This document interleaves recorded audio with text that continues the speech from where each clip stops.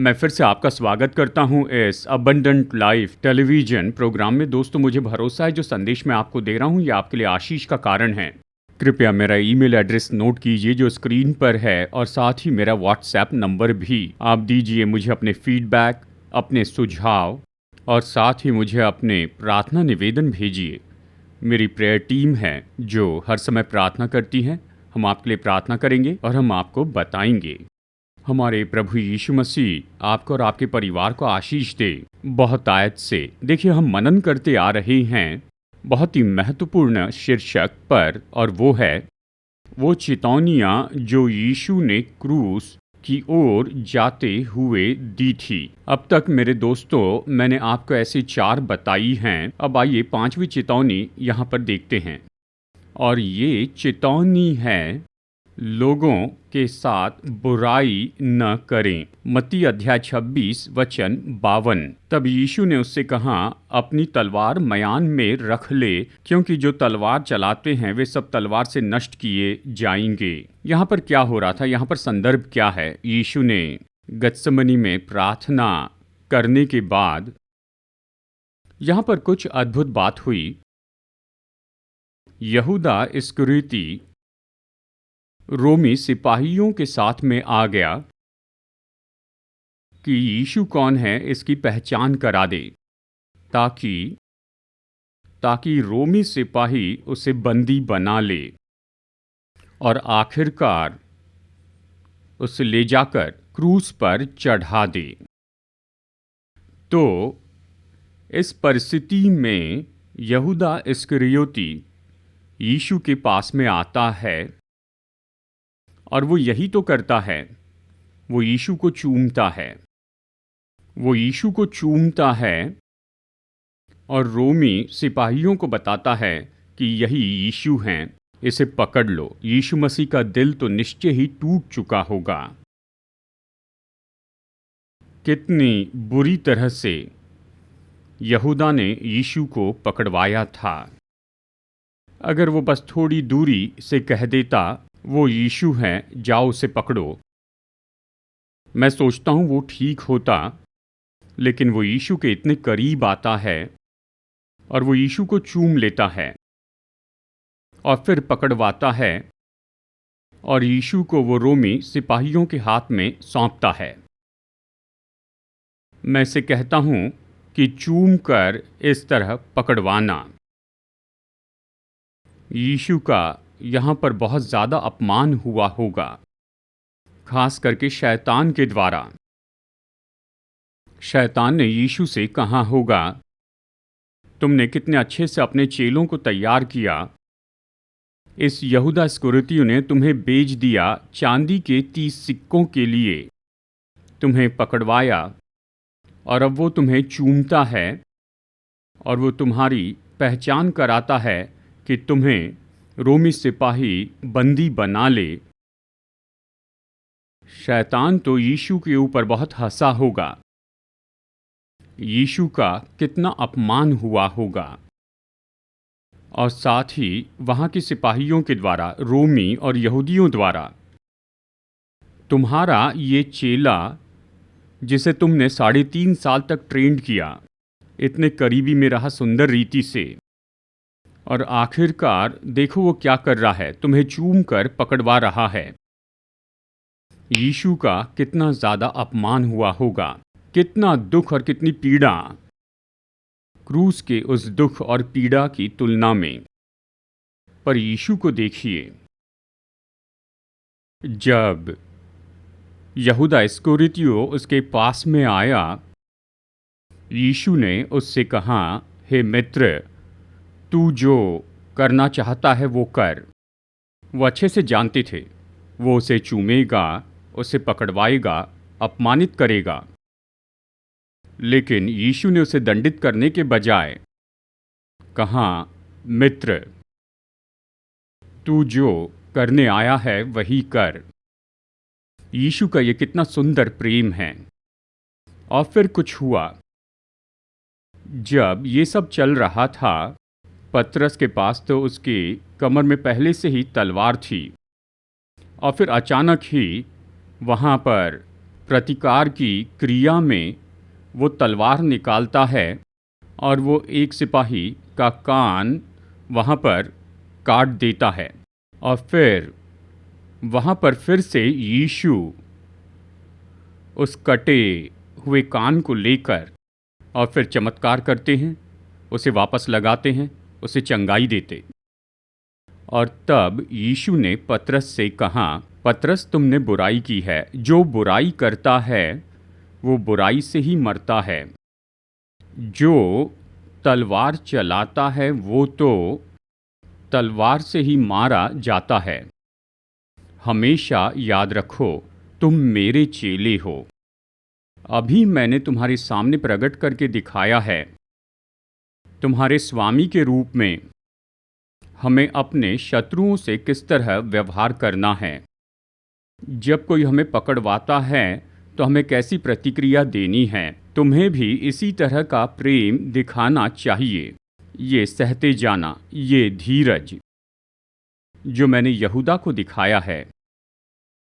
लेकिन इस तरह की क्रियाओं को स्वीकार नहीं किया जाएगा, इस तरह की बुराई को स्वीकार नहीं किया जाएगा। प्यारे दोस्तों, जैसे हम मसीह जीवन में आगे बढ़ते हैं, हम बिल्कुल वैसे ही करना चाहते हैं जैसे पतरस ने किया था कि बदला ले, बुराई के बदले बुराई करें, आँख के बदले आँख, दांत के बदले दांत। यीशु ने ये सब नहीं सिखाया है।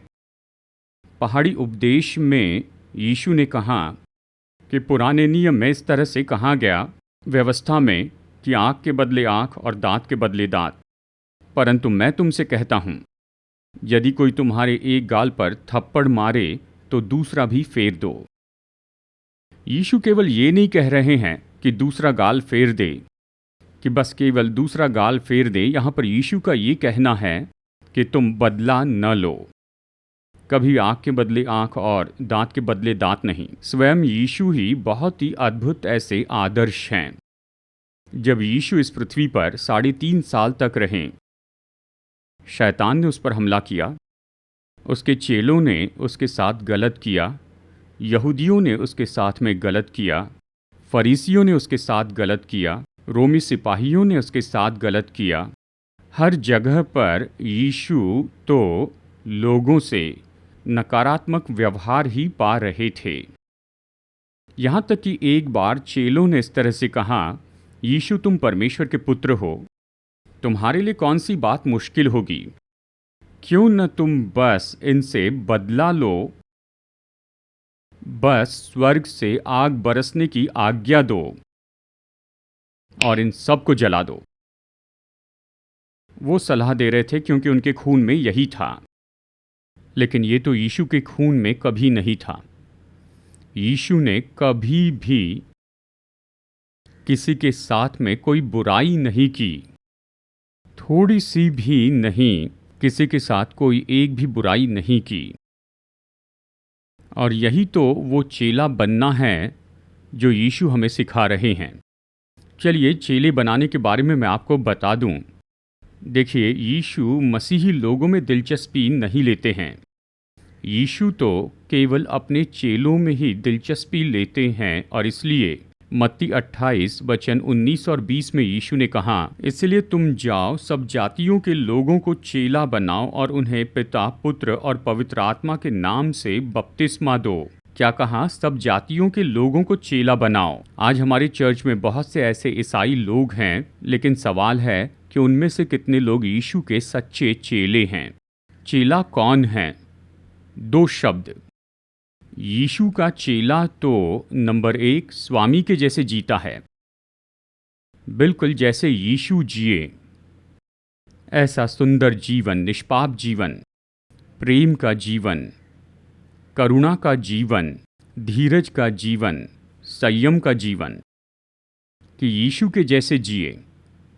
और दूसरी बात, चेले बनने का मतलब है कि यीशु के जैसे सेवा करें। मैंने 2 शब्दों में कहा है।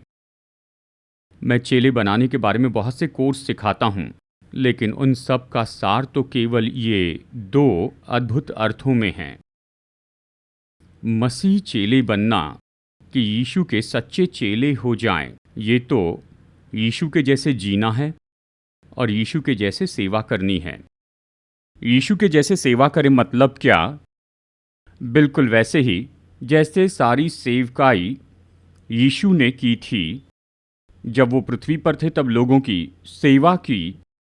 वो सारी सेवकाई जैसे परमेश्वर के राज्य का सुसमाचार प्रचार करना, हमें चेलों के रूप में प्रभु राज्य का सुसमाचार प्रचार करना चाहिए, लोगों की मदद करनी चाहिए। हम यीशु के चेले होने के नाते हमें लोगों की मदद करनी चाहिए। केवल प्रार्थना ही नहीं करनी है, लेकिन साथ ही दवाइयों के द्वारा, हॉस्पिटल के द्वारा मदद करनी है। और यीशु ने कहा, मैंने जो तुम्हें सिखाया वो सब उन्हें सिखाओ। यीशु जो सबसे उत्तम स्वामी है, उसने अपने चेलों को 4 सुसमाचार में अद्भुत बातें सिखाई हैं। और बाकी पूरा जो नया नियम है ये तो केवल विवरण है उसका जो यीशु ने 4 सुसमाचारों में सिखाया था। तो चेले बनाना क्या है? चेले बनाना तो है यीशु की आज्ञाओं को पूरी करना जो 4 सुसमाचारों में है। यदि हम खुद से ये पूछे हम कितना कुछ कर रहे हैं, मुझे लगता है बहुत से लोग असफल होंगे। पूरी बाइबल में यीशु की शिक्षाएं जो 4 सुसमाचारों में हैं, इसे पूरा करना तो बहुत ही मुश्किल है। हमें परिश्रम करते जाना है। उद्धार पाए लोग होने के नाते हमारे उद्धार के परिणाम के स्वरूप, हमारे उद्धार के फल के रूप में और हमारे उद्धार के सबूत के रूप में, और फिर जबकि एक तरफ हम यीशु की आज्ञाओं को मानते हैं उसके चेले के रूप में, और जबकि दूसरी ओर वो लोग जो मसीह में उद्धार के द्वारा आ रहे हैं, जो अभी परमेश्वर के राज्य में आ रहे हैं, तो हम लोग जो पहले ही यीशु की आज्ञाओं को पूरा करते जा रहे हैं वो नए विश्वासियों को सिखाएं वही आज्ञाएं मानने के लिए ये चेला बनाना है। एक तरफ तो हम खुद यीशु की आज्ञाओं को पूरी करते हैं और दूसरी तरफ हम यीशु की आज्ञाएं सिखाते जाते हैं। चलिए मैं पास्टर और प्रचारक से ये बात कह दूं, कृपया आप इस पूरी बाइबल में से बड़ी प्राथमिकता 4 सुसमाचारों को दीजिए। यहीं पर हमारे पास है लोगोस, यीशु मसीह के द्वारा परमेश्वर का अंतिम वचन। और जब विश्वासी सुसमाचार सुनते हैं और यीशु की आज्ञाओं को सुनते हैं और जब वो यीशु की आज्ञाओं का अनुकरण करते हैं, तब वो यीशु के सच्चे चेले बन जाते हैं। मैं ये सब कुछ क्यों कह रहा हूँ? यीशु प्रेरित पतरस से ये कह रहे थे, पतरस, मैं ही तो स्वामी हूँ, तुम मेरे चेले हो। तुम बुराई का बदला बुराई से नहीं दे सकते हो। तुम अलग हो, तुम मेरे चेले हो। तुम्हें स्वामी का अनुकरण करना चाहिए, तुम्हें मेरा अनुकरण करना चाहिए, क्योंकि बहुत ही जल्दी मैं चला जाऊंगा। यदि तुम बस ऐसा ही करने वाले हो अपनी सेवकाई में अपने पूरे जीवन भर, तो मैं तुम्हारा उपयोग नहीं कर सकूंगा। लेकिन कुछ बहुत ही अद्भुत होता है। पेंटिकोस्ट के बाद में पतरस पूरी तरह से बदल गया पवित्र आत्मा की सामर्थ्य के द्वारा। और हम प्रेरितों के काम में कहीं भी ये नहीं देखते हैं, और यहाँ तक कि उन 2 पत्रियों में जो पतरस ने लिखी इस नए नियम में, वहाँ बदला लेने के बारे में कुछ नहीं है, या बुराई का बदला बुराई से देने के बारे में, लोगों को चोट पहुँचाने के बारे में नहीं है। तो आज हम क्या सीख रहे हैं? यीशु कहते हैं कभी बुराई के बदले बुराई नहीं करना। हम बुराई करने की कोशिश करते हैं इन 2 अलग क्षेत्रों में। तो चलिए मैं ये समझाता हूँ, क्योंकि इससे ये बहुत स्पष्ट होगा कि हमें बुराई नहीं करनी है। नंबर 1, हम लोगों के साथ बुराई करते हैं वो काम करने के द्वारा जो हमें नहीं करने चाहिए। पतरस के जैसे, उसने एक दास का कान काट दिया था। हम लोगों के साथ बुरा काम करने से बुराई करते हैं, ऐसे काम जो हमें नहीं करने चाहिए। उदाहरण के लिए बुरे शब्द, कठोर शब्द, अपमान के शब्द, बुराई के शब्द, यीशु ने उद्धार में हमारी जीभ को भी शुद्ध कर दिया है।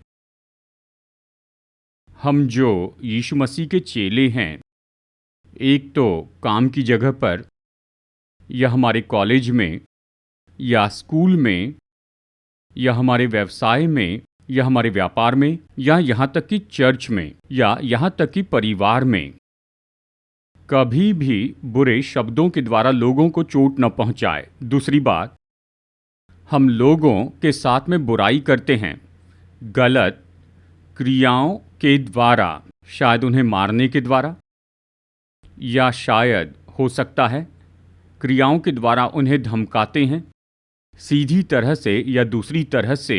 और ये मसीह परिवार में होता है। हम क्रियाओं के द्वारा लोगों को चोट पहुंचाते हैं, हम शब्दों से लोगों को चोट पहुंचाते हैं। नहीं, किसी के साथ भी कोई भी बुराई नहीं करनी चाहिए। इस पूरे संसार में हमारे द्वारा एक और बात है, हम लोगों को चोट पहुंचाते हैं या बुराई करते हैं दूसरे लोगों के बारे में गलत बातें बताकर। हम कहानियां जड़ते हैं। अगर किसी ने कुछ गलत किया है किसी चर्च में या किसी परिवार में या फिर रिश्तेदारों के बीच में, हम तो उन्हें इस तरह लोगों को बताना चाहते हैं, हम इसका ढिंढोरा पीटना चाहते हैं, हम उनकी गलतियां सभी को बताना चाहते हैं कि आपको पता है इस व्यक्ति ने क्या किया था। ओ मेरे प्रभु, ये एक तरह से खुद को खुश करना है, किसी तरह से बुराई में आनंद मनाना है, संतुष्ट होना है। दोस्तों, यीशु मसीह का चेला, एक विश्वासी, जब कोई कुछ गलत करता है तो ये विश्वासी सबके सामने सबको बताते नहीं फिरता है। यीशु मसीह का सच्चा चेला उस व्यक्ति की रक्षा करेगा, उस विवाह की रक्षा करेगा।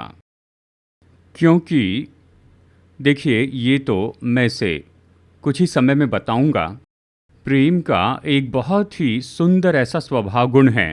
पहला कुरिन्थियों अध्याय 13 कहता है, प्रेम सारी बातों को ढांक देता है। सच्चा प्रेम लोगों की रक्षा करेगा, चाहे उन्होंने गलती की है तो भी। और फिर वो उस व्यक्ति को साथ में लेता है और बड़े प्रेम से उस व्यक्ति को सलाह देता है, उस व्यक्ति के लिए प्रार्थना करता है, उस व्यक्ति की मदद करता है कि वो बेहतर होते चले जाएं, उस व्यक्ति को बदल देता है। हमारे मसीह जीवन में जब कोई कुछ गलती करता है तो हम अखबार जैसे इसे पब्लिश कर देते हैं। नहीं, ये लोगों से बुराई करना है। हम एक और काम करते हैं, झूठे आरोप लगाते हैं। चाहे लोगों ने कुछ भी नहीं किया हो, हम लोगों पर झूठा आरोप लगाते हैं कि उन्होंने गलती की है, कि उन्होंने कुछ बहुत ही गंभीर काम किया है, कुछ भयानक काम किया है। और इस झूठे आरोप ने तो कई विवाह को बर्बाद कर दिया है, जवानों को भी, संबंधों को भी, परमेश्वर के दासों को। हमें सावधान रहना होगा।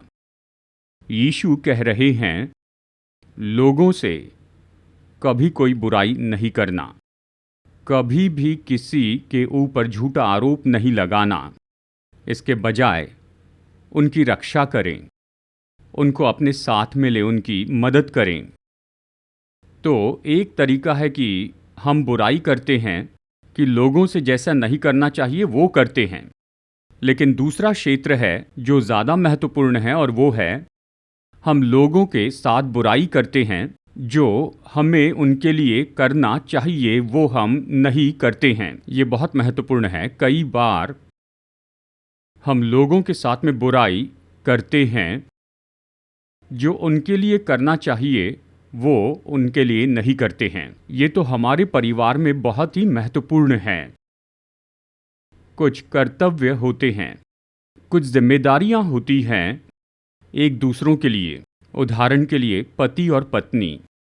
यदि कोई पति अपनी पत्नी के लिए उसका जो कर्तव्य है उसे पूरा नहीं करता है, तो निश्चय दूसरी तरह से वो उसे चोट पहुंचा रहा है, दूसरी तरह से वो उसके साथ बुराई कर रहा है।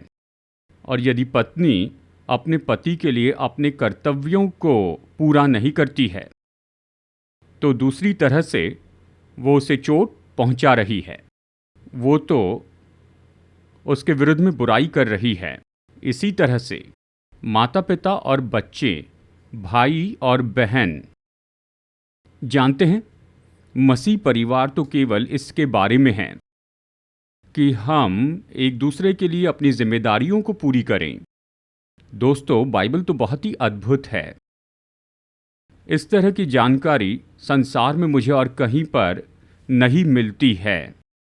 बाइबल हमें सिखाती है कि कौन से कर्तव्यों को एक पति को अपनी पत्नी के लिए पूरा करते जाना है। बाइबल बताती है कि एक पत्नी को अपने पति के लिए कौन सी जिम्मेदारियों को पूरा करते जाना है।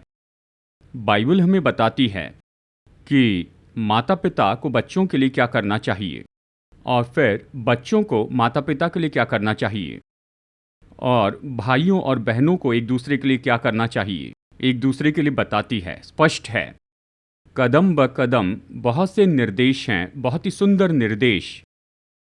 ये तो परिवार के बारे में है। देखिए, परिवार तो संबंधों के लिए दिया गया है और संबंध तो कर्तव्यों के लिए दिए गए हैं, एक दूसरे के लिए जिम्मेदारियों के लिए दिए गए हैं।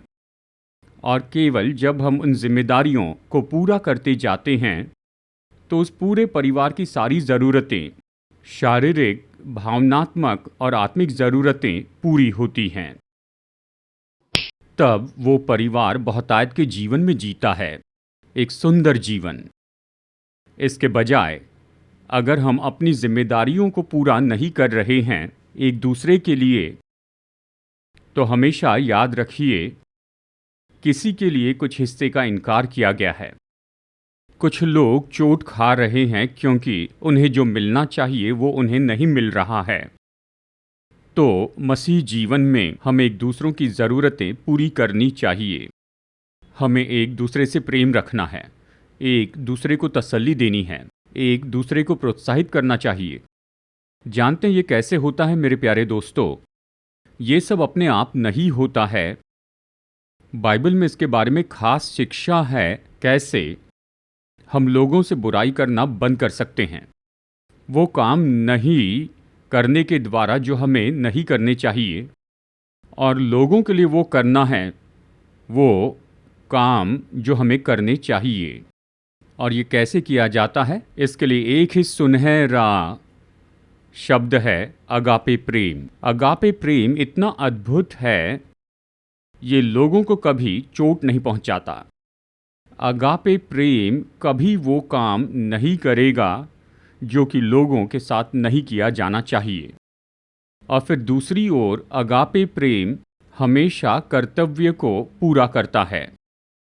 आप समय निकालकर पढ़िए 1 कुरिन्थियों अध्याय 13। पौलुस यहाँ पर अगापे प्रेम के बहुत से अद्भुत स्वभाव गुण के बारे में हमें बताता है। अगर आप इन सब को एक साथ में जोड़े तो केवल 2 ग्रुप होते हैं इन स्वभाव गुणों के। ऐसे स्वभाव गुण जिन्हें प्रकट नहीं करना चाहिए क्योंकि वो लोगों के लिए बुराई करते हैं, और ऐसे स्वभाव गुण जिन्हें निश्चय ही करते चले जाना चाहिए, वो लोगों को आशीष देता है। उदाहरण के लिए प्रेम दयालु है, मतलब उनके लिए वही करे जो आपको करना चाहिए। और फिर पौलुस ये भी कहता है, प्रेम कभी बुराई नहीं सोचता। अगापे प्रेम कभी वो काम नहीं करता है जो लोगों के साथ नहीं किया जाना चाहिए। और हम इस अगापे प्रेम में कैसे बढ़ते हैं मेरे प्यारे दोस्तों? पवित्र आत्मा। रोमियो 5:5 ये कहता है, और आशा से लज्जा नहीं होती, क्योंकि पवित्र आत्मा जो हमें दिया गया है उसके द्वारा परमेश्वर का प्रेम हमारे मन में डाला गया है।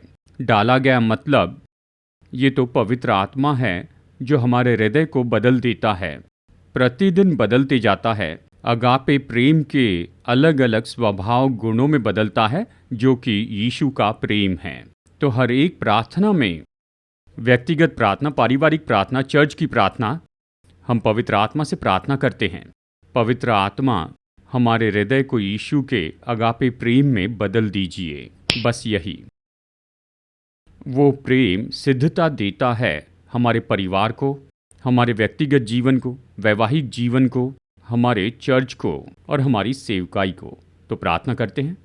हमारे स्वर्गीय पिता, यीशु मसीह हमारे प्रभु और उद्धारकर्ता, पवित्र आत्मा में तसल्ली देने वाले आपके वचन के लिए हम धन्यवाद देते हैं। धन्यवाद यीशु, जैसे आप अपने क्रूस पर जा रहे थे, आपने चेतावनी दी अपने चेलों को और खास करके पतरस को कि कभी भी बुराई के बदले बुराई नहीं करना है, क्योंकि आपने कभी इसे नहीं किया और हम आपके चेले हैं, इसलिए हमें नहीं करना है। मदद कीजिए पवित्र आत्मा कि हमें बदल दीजिए यीशु के अगापे प्रेम में। ये तो बहुत ही सुंदर स्वभाव गुण हैं जो 1 कुरिन्थियों 13 में पाया जाता है, वो पूरा हो जाए कि हमारे हृदय अगापे प्रेम में बदल जाएं और वो प्रेम किसी को कभी चोट नहीं पहुंचाएगा। वो प्रेम तो केवल भलाई करेगा और लोगों को आशीष देगा, और इस क्रिया में हम भी आशीषित हो जाएंगे। आपके वचन के लिए धन्यवाद। यीशु के नाम में प्रार्थना करते हैं, आमीन। हमारे उद्धारकर्ता प्रभु यीशु मसीह के नाम में आप सभी लोगों को अभिवादन। दोस्तों, कृपया कर आप इस वीडियो को देखिए जो हमारी सेवकाई के बारे में पूरा विवरण देता है। ये सेवकाई तो स्थापित की गई है हैदराबाद, भारत में, और हम 6 महान सेवकाइयों में जुड़े हैं। नंबर 1, मैं टीवी पर आता हूं और 5 भाषाओं में वचन का प्रचार करता हूं, इंग्लिश, हिंदी, तमिल, मलयालम और तेलुगु में। लाखों लोग इन संदेशों को सुन रहे हैं और वो उद्धार पा रहे हैं और विश्वासी अपने विश्वास में बल पा रहे हैं। और हमारी दूसरी सेवकाई है प्रचार की सेवकाई, जहां मैं बहुत सी जगहों पर जाता हूं, केवल भारत में ही नहीं लेकिन विदेशों में भी। और इस प्रचार की सेवकाई के द्वारा सभी चर्च के विश्वासी परमेश्वर के वचन के द्वारा बल पाते हैं। हमारी तीसरी सेवकाई तो पास्टर्स के लिए कॉन्फ्रेंस हैं। हर साल हम पास्टर्स के लिए 2 कॉन्फ्रेंस करते हैं। लगभग 130 पास्टर्स आते हैं, सभी अलग अलग प्रोटेस्टेंट चर्च से, और 4 दिनों तक हम उन्हें मसीह सेवकाई के अलग अलग दृष्टिकोण के बारे में ट्रेनिंग देते हैं। हम उनकी यात्रा का खर्च चुकाते हैं, रहने खाने की सुविधा देते हैं, हम उन्हें किताब भी देते हैं और साथ ही हम उन्हें नए कपड़े भी प्रदान करते हैं जैसे वो अपने घर लौटते हैं।